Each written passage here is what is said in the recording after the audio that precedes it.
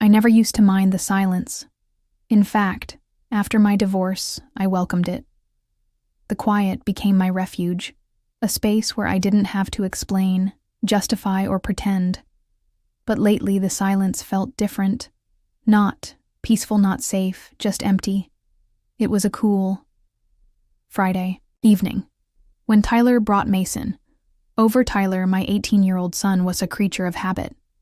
Every weekend, like clockwork, he and Mason would hang out, play video games, or stay up watching movies. I liked Mason. He was always polite with a soft-spoken confidence that was rare in boys his age.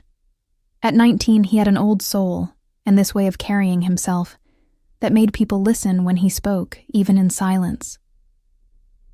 They greeted me in the kitchen briefly, Tyler grabbing sodas from the fridge, Mason offering a small smile that lingered, just a second too long. That pause in his gaze, I noticed it, even if I pretended not to. I was dressed comfortably, my robe wrapped tight, nothing inappropriate. Still, his eyes seemed to study me, calmly, curiously. It wasn't crude, just aware. The boys went upstairs. Laughter trailing behind them, I stayed downstairs, clutching my warm mug of chamomile tea. The house quieted again. TV flickered across my face as I half-watched some old rerun my thoughts. Drifting, I used to have a family, noise, chaos life. Now it was just Tyler and me in Atwoo big house filled with echoes. I found myself thinking about things I shouldn't, about being 39 and feeling invisible, about how Zach, my ex-husband, hadn't looked at me the way Mason had in years. Not even when we were married, I hated that I noticed the difference. Hated that something as innocent as eye contact could awaken. Something buried deep in me. Desire. No longing to feel seen again. Toby more than someone's mom. I tried shaking it off. I wasn't that woman Theone who read too much into glances, orchest validation from younger men. I was responsible, grounded, safe. But something had shifted lately, and I couldn't pretend I hadn't felt it. Like tiny cracks forming in a glass window. You've inured too long, cracks that would shatter if you tapped the wrong spot. The clock blinked, 11:34 p. Mist had washed my mug, turned off the TV. The silence now felt so loud it roared in my ears. Upstairs I heard muffled sounds. Maybe the boys had fallen asleep, or maybe the movie had ended. Either way, the night was settling in. I padded to my room. The hallway, dim under, the low glow of a nightlight I kept on out of habit. My room felt cold. Not temperature-wise, just emotionally sterile. I sat on the edge of the bed, brushing my fingers over the frayed edges of a photo frame on my nightstand. Tyler at age 10. Zach, behind him mesmeling in the background like a ghost. That woman was long gone. I slipped under the covers, pulling them up to my chin, but sleep didn't come. My mind wandered places it shouldn't. I remembered earlier that evening when I'd leaned down to grab Adewell from the floor and caught Mason's eyes on me. He looked away immediately, but the heat that rushed to my cheeks was real. I hadn't said a word, but inside I felt something stir. Was I imagining things? Was it all in my head? Or was I just that starved for attention? I squeezed my eyes shut, angry with myself for even entertaining such thoughts. Tyler was my son. Mason was his best friend. I was the adult, the mother, the example. But then again, hadn't I spent the last 2 years just being mom, forgotten woman, unwanted wife, background character in her own life? The house creaked again. One of those old house groans I'd learned to ignore, but this time it felt different. My ears perked up. Silence again, then the softest sound, bare feet against the carpeted hallway. I held my breath, heart thudding. Probably Tyler going to the bathroom, but then came a hesitation. A pause just outside my door. I didn't move. 1 second, 2, 3. The doorknob turned just slightly. Not a full twist, just enough to test if it was locked.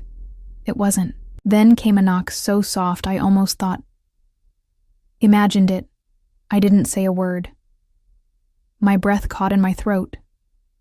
The door creaked open slowly, and there stood Mason. His eyes met mine. And in that moment, every quiet egg I'd buried rose to the surface. Mason, my voice was barely a whisper, more out of disbelief than anything else. He stepped inside quietly, shutting the door behind him. The soft click of the latch seemed to echo off the walls, sealing us in that moment. My heart thudded in my chest loud enough. I was sure he could hear it. He didn't speak right away, just stood there in the faint moonlight.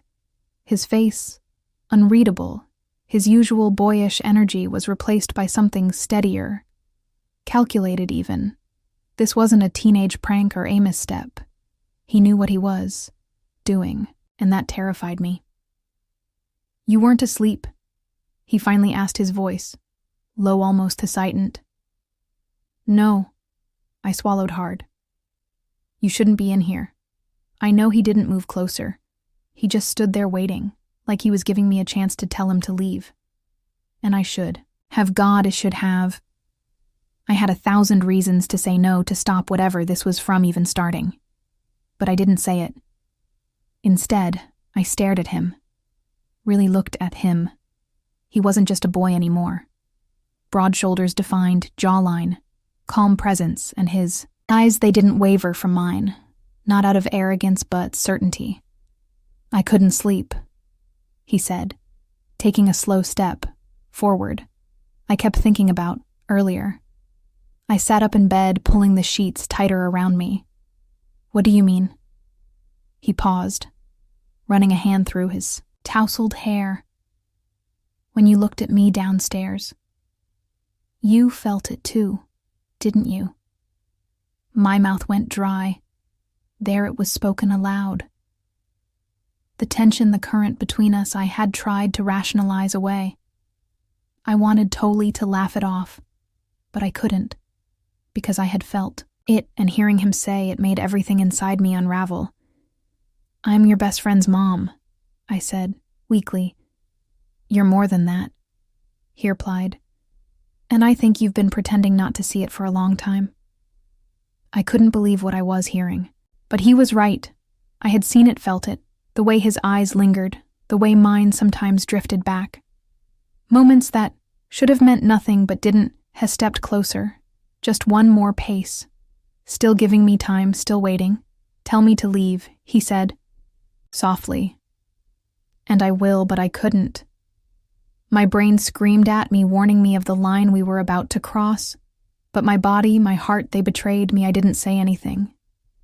That silence was permission. He sat on the edge of the bed, careful not to touch me.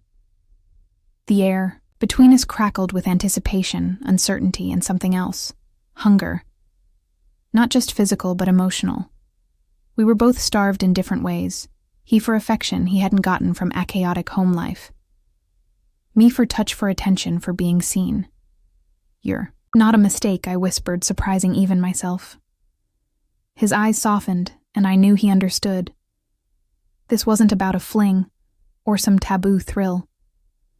It was two broken pieces trying to feel whole again, if only for a night. He reached out slowly, his fingers brushing mine. My breath caught a simple touch, but it sent a tremor through me. I hadn't been touched like that in years, with patience, reverence, sincerity. His hand cupped my cheek, next warm and trembling just slightly. "You don't have to pretend with me," he murmured. And I didn't. The dam broke. I leaned into him, our lips meeting, with a softness that stunned me. It wasn't lustful or rushed. It was desperate, aging a collision of loneliness and comfort that neither of us had dared ask. For we didn't speak again for a long time. His hands didn't rush. Mine didn't resist. Every movement was deliberate-like. We were learning each other not just physically, but emotionally, memorizing what it felt like to be wanted afterward. The silence returned, but it wasn't empty this time. He laid beside me, our bodies barely touching, both of us processing what had just happened. There was no guilt. Not yet, only stillness and warmth. "I know this changes things," he said, Quietly not looking at me, I nodded, staring at the ceiling. Yeah, it does. He reached for my hand under the covers. I let him hold it. Part of me knew the sun would rise too soon, that reality would come crashing in with all its messy, complicated truths. But in that moment, in the safety of shadows and sheets, I didn't care. We had crossed the line, and I wasn't sure I wanted to go back.